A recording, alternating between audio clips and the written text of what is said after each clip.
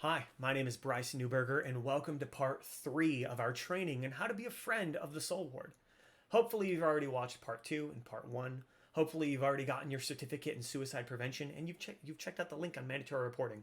If you're on our website, soulward.org, all those are simply above you. So if you started from the bottom, start from the top and work your way down. That being said, if you want to get started on this process and you're on YouTube, just look for the video titled Introduction: How to Help Without Hurting. In this video, for part 3, our final part, we're going to talk about taking care of someone. Just simply take care. How do you take care? Well, to take care of your ward, while all these topics have been about care and being a good friend, here we make some very specific asks in caretaking. We ask that you be aware, we ask that you keep harm away, and that you ask for help and support should you need it. First part of this is be aware. Stay aware of your ward. Once again, that is someone who's being a ward of the Soul Ward, someone who's being cared for. How are they really doing? This is more than filling up their water cup. Are they sleeping well? Are they fidgeting or twitchy? Do they seem extremely stressed? Do you see any signs of physical harm, such as cuts or bruises? In the case of the latter, if you see cuts or bruises or domestic abuse signs or anything, notify your local overseer. That is a person who oversees your branch of the Soul Ward, and they will handle any concerns from there. They're going to be trained professional pastors, counselors, therapists, and I just would prefer that maybe you place that in their hands, or that they can empower you through better, more personal and intimate guidance as a local professional. Next is to keep harm away. Make sure none of the objects or items provided to the ward can cause obvious harm, such as knives, toxic ingestible material, like bleach under a sink cabinet or something, or rope.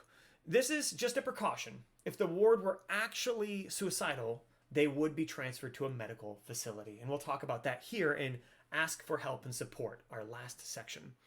If at any time you feel you're in over your head, there's no shame at all. And in fact, I encourage you to reach out to your local overseer. Once again, that's a person who oversees a local branch of the Soul Ward. That's going to be a pastor, that's going to be a counselor, that's going to be a therapist who's also volunteered to help in this process.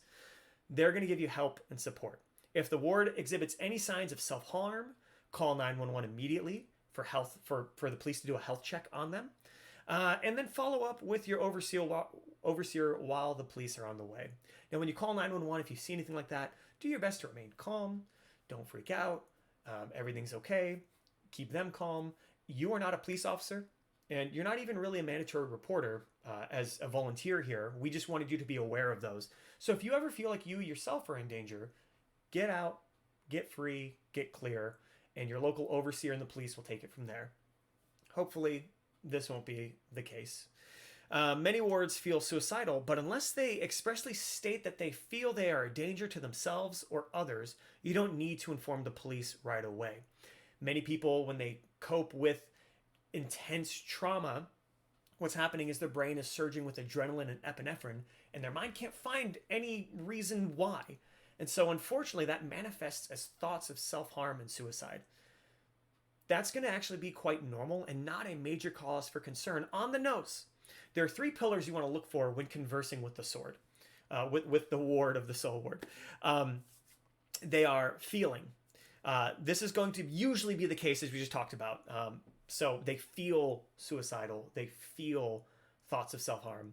This is not the time to call the police, though. Those thoughts are going to be quite common. 2 is plan. This can be scary, as a person who feels suicidal may even have an explicit plan in mind. Don't worry, this is not a cause to call the police just yet. So in this case, they might say, I feel like shooting myself with a gun. I feel like hanging myself. I feel like drinking bleach, whatever the case may be. That's scary and that's intense. And once again, thank you so much for volunteering to be in this kind of position. But it's the last pillar you need to look for, which is the 3rd pillar of this conversation. Is the last pillar is a means to accomplish their plan. Hopefully, coming to the Soul Ward has already defeated this pillar. Hopefully there's no bleach in the area, there's no guns in the area, there's no rope in the area, there's no knives in the area, right? Hopefully any idea that they have of suicide, they don't have the means to accomplish the plan. That's the important last pillar. But if their plan is something that you cannot protect them from, then it is time to call the police for a health check and inform your local overseer to make sure they get professional help. And again, this is just going to be the police are going to show up. They're going to be very kind. They're going to be very loving and professional. They're going to be a calming presence that are just going to say, hey, what's going on? How are things going? You can then step away at this point. You'll probably talk to one officer while the other officer talks to them. Your local overseer might beat the police there, or they might be there next. And you just inform them what happened, what the situation was. And then at that point, you're done. That's it. You're not here again to be a counselor, therapist, or a medical professional. You are just there to be a friend. That's it. A friendly face to hopefully avoid this outcome in this situation. The soul ward should not be running into these cases too often because, again, just coming to the soul ward will defeat that third pillar. The soul ward should be set up in such a way that there's no bleach or knives or guns or anything around. But if at any point in time, ask for help, it is okay. There's no shame. We'd rather be safe than sorry, and everything's going to be just fine. You are courageous and you are brave and you are so, so necessary. Thank you so much for taking this training. There might be times that I visit your local area and I provide a seminar or a more intense training.